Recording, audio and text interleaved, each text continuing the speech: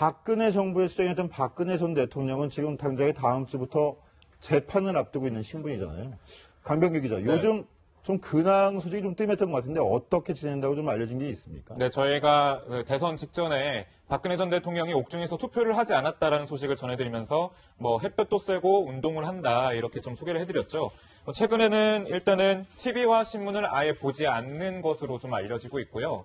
그리고 뭐 운동, 1시간 동안 운동을 좀 하면서 좀 건강을 챙기고 있다 이런 증언이 나왔습니다. 또 하지만 본인 재판이 좀 남아있기 때문에 본인 재판에 몰두하면서 이제 변호인 7명 중에 유영하 변호사를 가장 많이 만나면서 앞으로 남은 재판을 좀 준비하고 있는 것으로 알려졌습니다. 자, 최석호 기자, TV랑 신문을 아예 안 본다. 이건 또 어떤 의미가 있는 겁니까?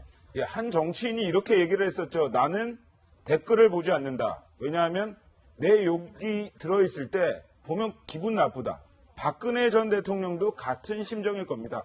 지금 탄핵 국면에서 치러진 조기 대선, 그리고 정권 교체, 문재인 대통령의 취임, 이 모든 과정이 박근혜 전 대통령 자신에게는 재판을 앞두고 불편한 과정은 심리적 변화가 있는 것 아니냐, 이러한 이야기까지 나오는데요. 그렇기보다는 좀 더 당연한 수순이라고 볼 수 있겠고, 제가 취재를 해봤더니 약간 우울해하는 것처럼은 보인다, 이렇게 전언을 했습니다.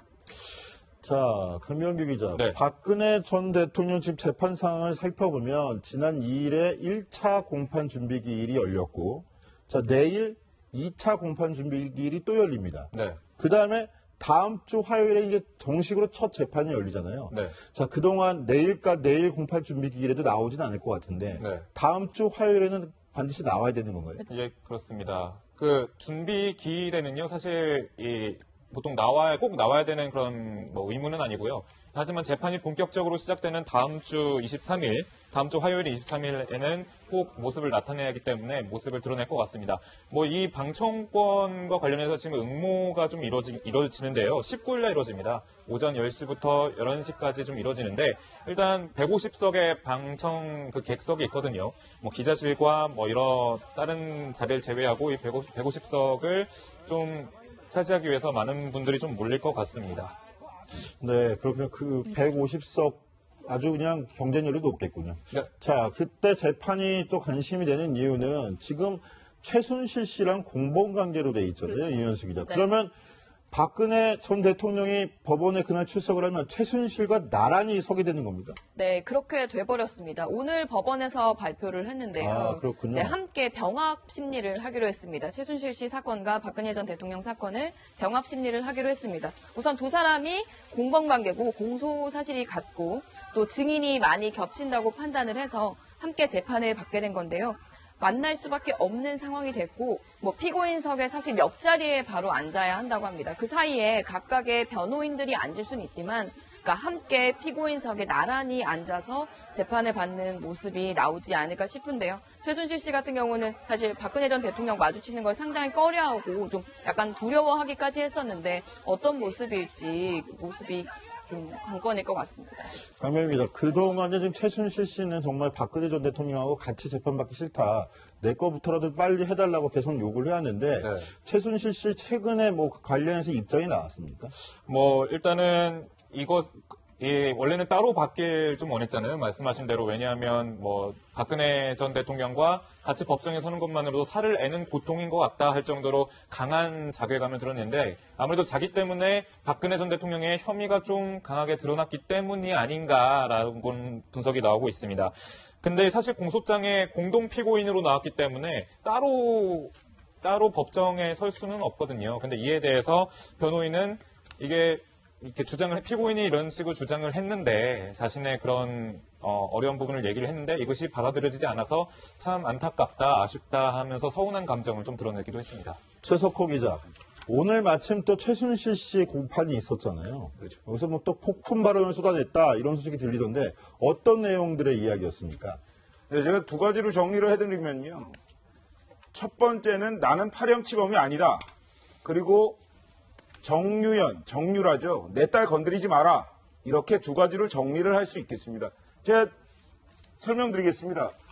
정의사회, 자유민주주의 사회에서 제대로 밝혀야, 진실을 제대로 밝혀라, 의혹 보도만 하지 마라, 이렇게 얘기를 했는데요.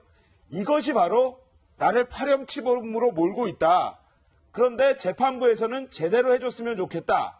이러한 메시지를 던진 겁니다. 그리고 박근혜 전 대통령에 대한 존경심, 그리고 연민을 표현하기도 했습니다.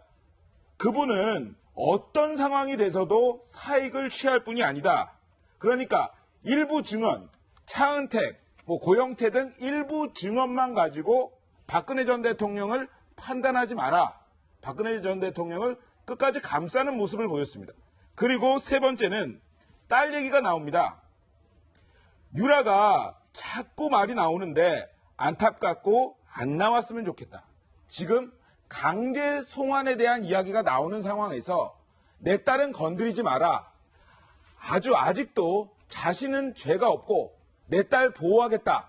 이러한 끝까지, 이러한 전략, 이러한 주장을 하고 있는 것으로 보입니다. 이현수 기자, 저 지금 최석호 기자가 정리한 세 가지 오늘 최순실 씨의 발언 내용 중 박근혜 전 대통령하고 딸 정유라 씨에 대한 내용은 그동안 주장과 별반 상관이 없어 보이는데 자, 문재인 대통령에게 보내는 메시지가 굉장히 눈에 띄어요. 그러니까요. 새로 대통령이 탄생하셨으니 제대로 밝혀야지 의혹 보도만 하면 안 된다. 근데 문재인 대통령 첫 취임 일성으로 그렇죠. 조국 민정수석에게 국정농단 사건 재조사하라 지시했지 않습니까? 어떤 메시지의 의미가 좀 담길까요? 최순실 씨의 저 발언은 사실상 이제 새로운 대통령도 됐으니 새 시대에 의혹 보도 나오지 말고 이제 나의 무죄를 좀 인정해 달라. 내 무죄의 혐의가 벗겨지길 바란다라는 그런 취지인 것 같은데요. 네, 사실 지금 현실은 오히려 더 어묵한 것 같습니다. 최순실 게이트를 실제로 초기에 잡을 수 있었다고 지목된 그 정윤회 문건 사건부터 사실상 민정수석실에서 다시 조사하겠다. 그리고 조사해보고 다시 문제가 있으면 다시 검찰에 수사를 이첩하겠다라고까지 얘기를 해놨기 때문에 최순실 씨의 저 바람은 오히려 더 엄혹한 현실로 다가오지 않을까 싶습니다.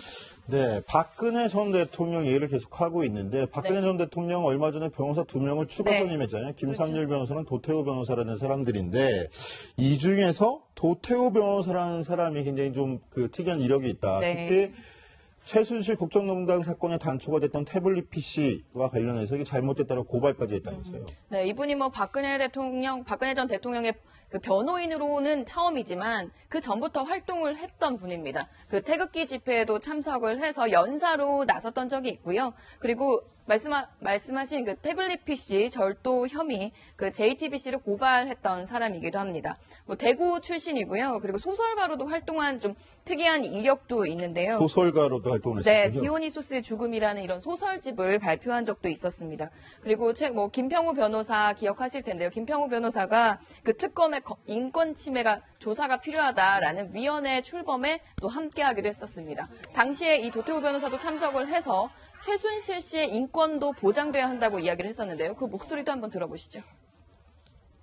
변호인 외에 가족이라 하더라도 못 만납니다. 외부 서적 등 일체의 것이 반입 금지입니다.